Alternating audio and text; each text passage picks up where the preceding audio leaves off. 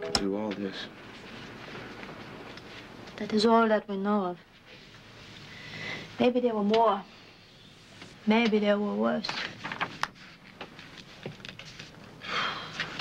This guy Streibel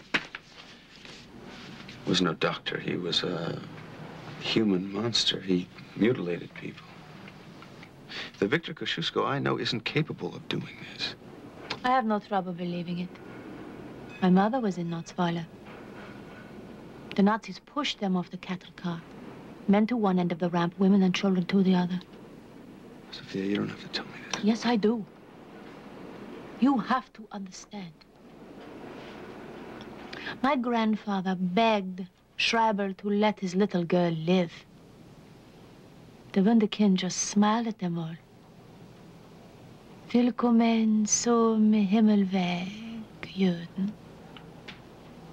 Welcome to the path to heaven, Jews. And then he shot my grandfather in the head.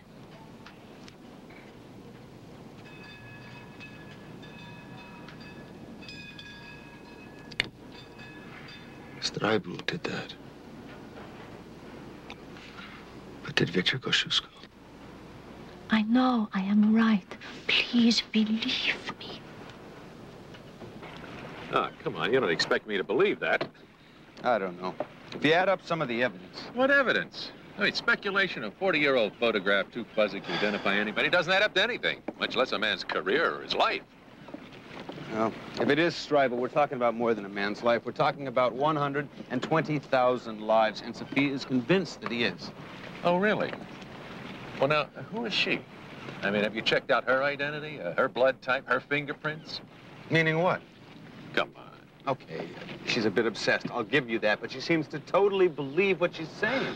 Gone. She's a nice enough girl, but don't let your feelings get in the way of your judgment, man. How about don't let your feelings for an old friend get in the way of yours? Nice try. Come on, face it. You don't know. When the records are checked in Israel, we will. I tell you, timing is everything. You know, the man's doing surgery on his granddaughter. Last thing in the world he needs right now is something like this. So what are you saying? Forget about it? Let bygones be bygones? Look the other way? No, no, no. The point I'm trying to make is you don't say anything until you have proof. And then you better be damn sure.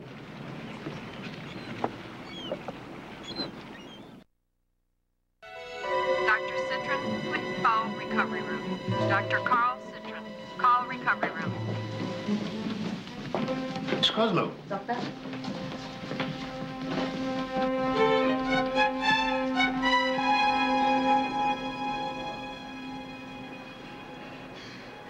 This is fun.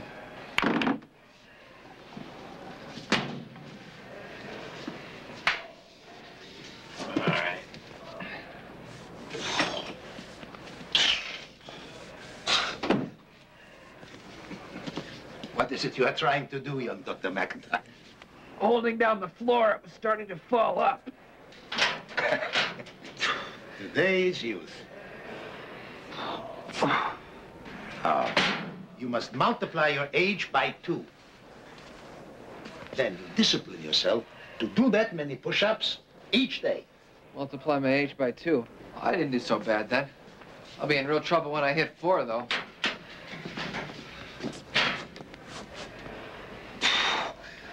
Do I get to divide my age by 2 on chin-ups? American fitness. It's pathetic. You're telling me. Sit over here and watch. I'd love to.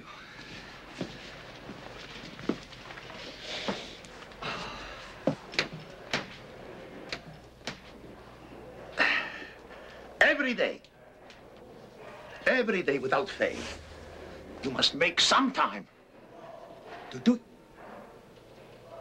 What are you looking at? No, I was just looking at that scar.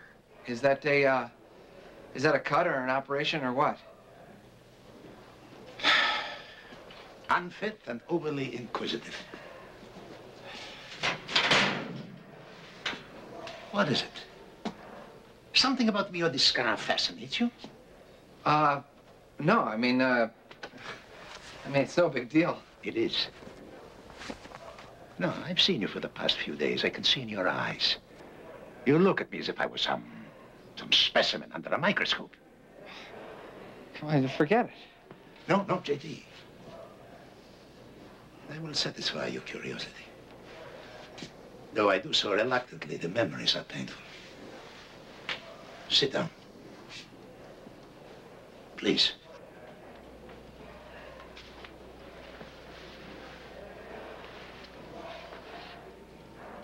When I was a young man, a boy, the Nazis took her home. They killed my parents. They locked me inside a ghetto cage at Warsaw. The scar that so excites your interest. I got it on the barbed wire that kept me in hell for 3 years. This, you see this? I've rubbed and rubbed and rubbed at it for 40 years. It will never leave me. This hatred that I feel, I do not like it. But you must understand, my hatred for the Nazis has been my food. That hatred has kept me alive. Shoo! The patient at 412, the appendix? Kathy Stringer. That's the one. Where's her chart? It's in here somewhere. Ah. Stringer. Has that man, the one who brought her in, has he been around anymore? Uh-huh. He tiptoes in here once in a while with flowers. Tiptoes? What do you mean, tiptoes? If you ask me, he has all the earmarks of a man with a little wife at home. At home and in the dark. Stringer.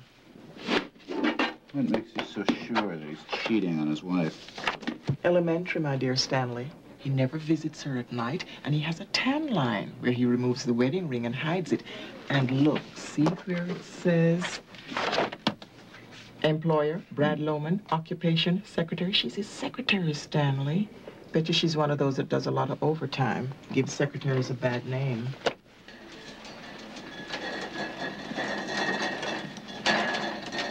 Dr. Kennedy, please call the cath lab. Dr. Weiss, please call a page operator.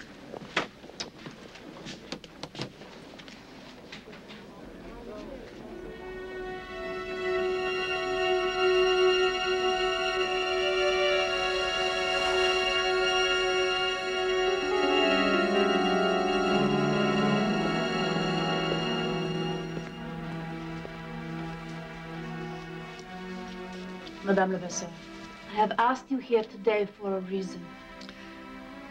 I was a young woman, a young mother, when I first saw the Obersturmführer. Those eyes. Madame Levasseur, you were taken to Notzweiler with your daughters. Yes. My twin daughters, Elaine and Geneviève. So beautiful. Oh. They were only 5 years old, my babies. And they were so very frightened. They kept asking why they were taken from their beds, why they had come to this place in the train. I could not tell them what I did not know. We were pushed up to the end of the ramp. Women and babies. And then I saw him for the first time. The Wonderkind. Willkommen zum Himmel. He was so young. Younger than I. And he looked so happy. He said, "Welcome to the path to heaven, Jews." He was taken with my girls, Elaine and Geneviève, my babies. Jewish twins were a fascination to him. Well, I told him I was only half Jewish, that only my mother was Jewish. If you're only half Jewish, I shall take only half your children, he said.